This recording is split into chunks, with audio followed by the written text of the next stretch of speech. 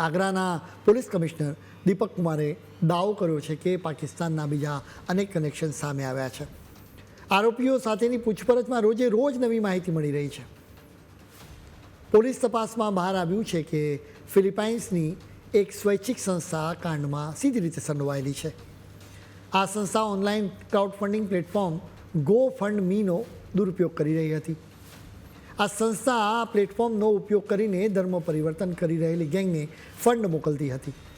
Funding માટે cryptocurrency અને American ડોલરનો ઉપયોગ કરવામાં આવતો હતો, જેથી રૂપિયાનો મૂળ સ્ત્રોત ખબર જ ના પડે. કેનેડામાં રહેતો સૈયદ દાઉદ પણ આ સિન્ડિકેટમાં રહી એક મહત્ત્વની કડી સાબિત થયો.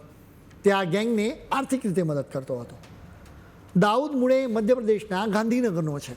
તે કેનેડામાં એક ઇસ્લામિક સેન્ટર પણ ચલાવે છે. આ સેન્ટર અનેક શંકાસ્પદ એક્ટિવિટીઝ કરતું રહ્યું છે.